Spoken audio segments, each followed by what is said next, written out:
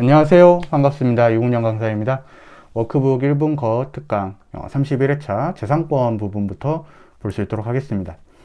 235번부터 문제를 풀어볼게요. 자, 1번.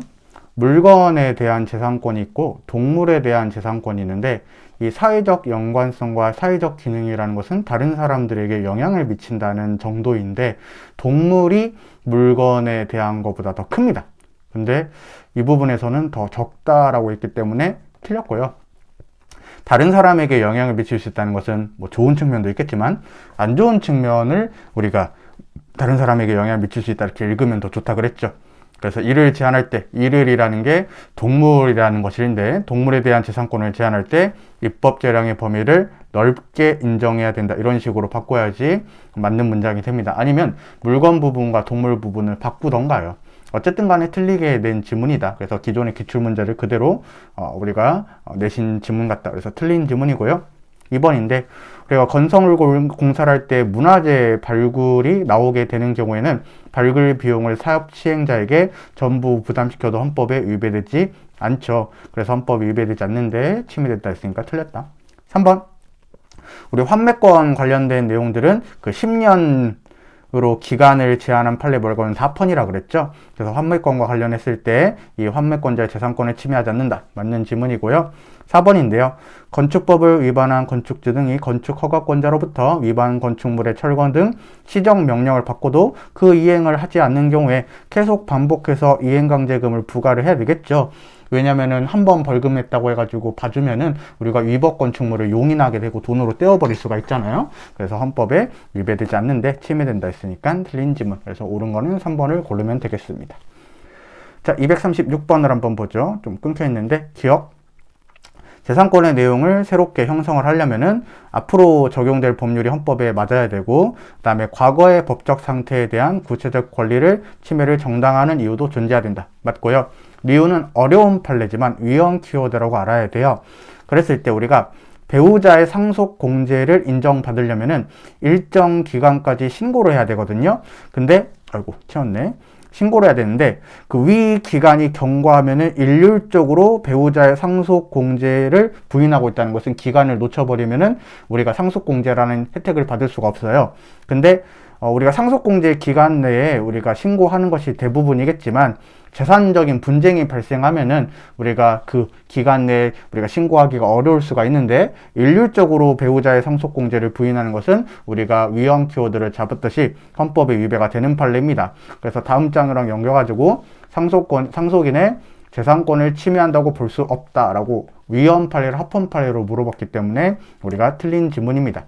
그 다음에 디귿. 자, 쉬운 지문이에요. 어렵게 생각하지 맙시다. 헌법이 우리가 재산권에 대해서 입법자가 법률이 재산권을 형성하게 되죠.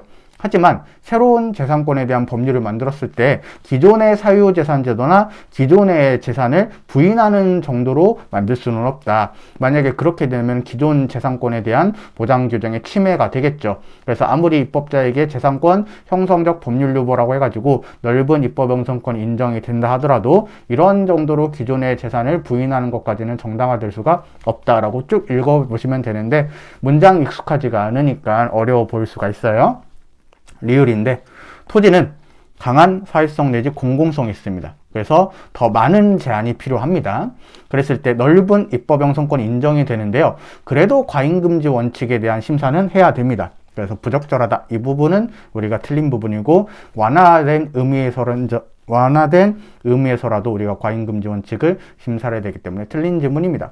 그래서 정확하게 답을 골라보면 옳지 않은 것을 모두 골라야 되니까 니은과 그 다음에 리을이 되겠죠. 그래서 4번을 답으로 고르시면 되겠습니다.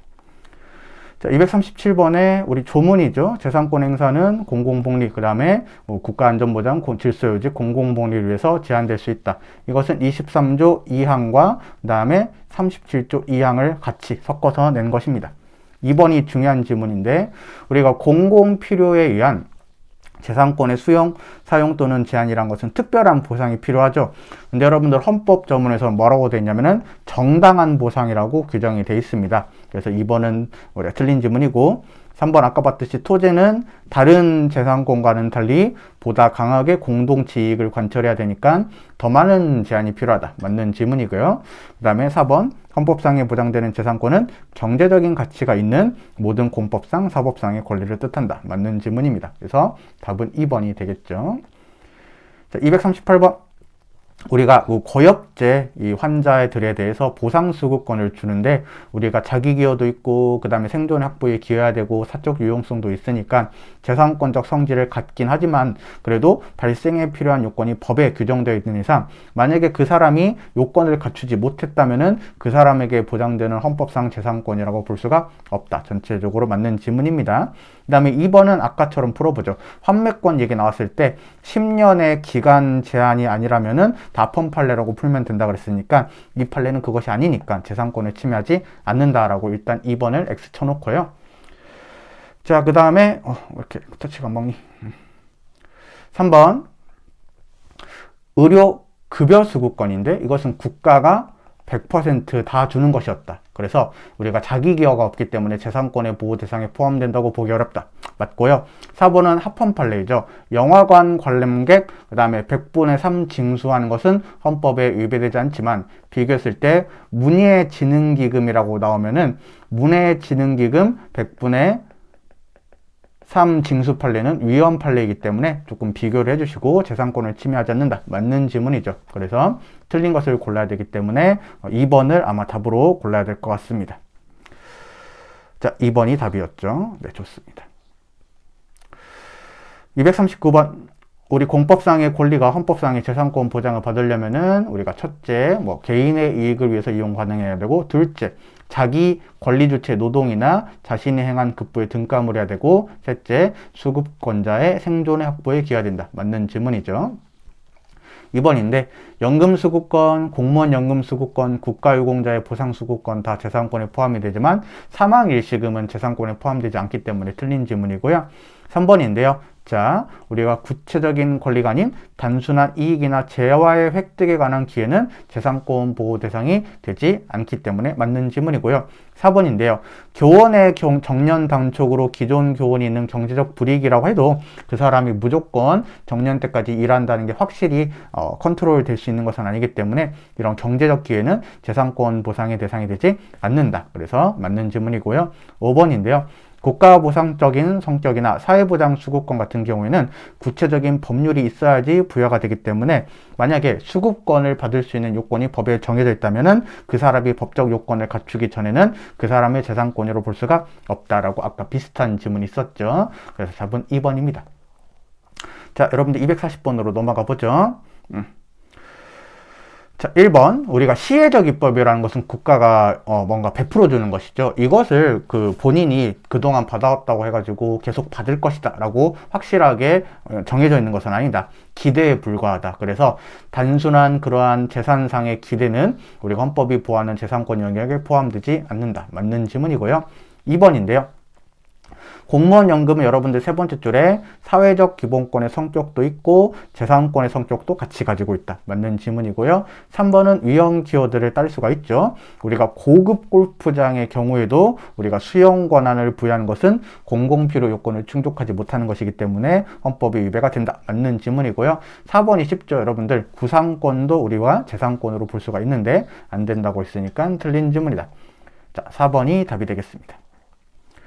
자, 지금부터 여러분들 조금 암기가 필요한데요. 여러분들이 암기가 좀 했다라는 것을 가정했을 때 학교 안전공제 및 사고 예방 기금은 우리가 사고가 안 났어도 그 돈을 우리가 돌려받을 수 있는 건 아니에요. 그래서 사적 유용성이 없기 때문에 일단 재산권 안 되고, 그 다음에 2번은 맞죠. 퇴직수당을 우리가 사립학교 교직원으로서 퇴직했을 때 퇴직연금을 말하는 것입니다. 그래서 헌법에 위배되지, 재산권성 인정이 되고, 약사의 한학조제권은 잠깐만 국가가 베풀어줬다 그랬죠. 원래 약사는 약을 지을 수 있는 권리가 있지 한약을 지을 수 있는 권리는 없었어요. 한의사 제도를 만들면서 잠깐 약사에게 혜택을 주었다. 이렇게 해서 재산권성 인정이 안 되고, 의료급여 수급권은 아까 국가가 100% 인정 주는 것이기 때문에 자기 기여가 없어서 재산권성 인정이 안 된다. 탁탁 나올 줄 알아야 돼요.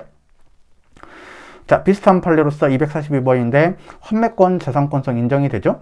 의료보험조합의 적립금은 이거랑 비슷한 사건인데 우리가 의료보험료를 아무리 열심히 내도 안 아팠을 때 나중에 돌려받을 수 있는 게 아니에요. 그냥 쌓여 있습니다. 그래서 사적 유용성이 없기 때문에 재산권성 인정이 안 되고, 상속권 당연히 인정이 되고, 의료급여수급권 또 나왔는데 인정 안 되고, 이 미음이 2번 지문이랑 똑같은 판례니까 인정이 된다. 그래서 기억, 디귿, 미음이죠. 특히 여러 번 나오는 것들은 또 시험에서 나올 수가 있으니까 꼭 정리를 해주세요.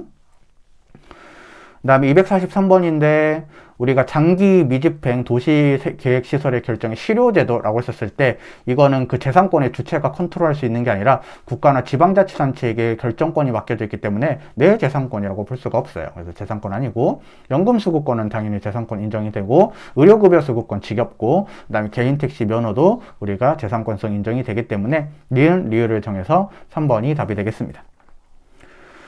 자, 244번인데요. 읽어보죠. 우리가 헌법 제23조 3항은 특별한 보상을 해줘야 되는 재산권 제한인데 정당한 보상을 지급해야 된다. 그래서 이러한 재산권의 수용, 사용 제한과 그에 대한 보상의 원칙을 규정하고 있다. 맞는 지문이고요.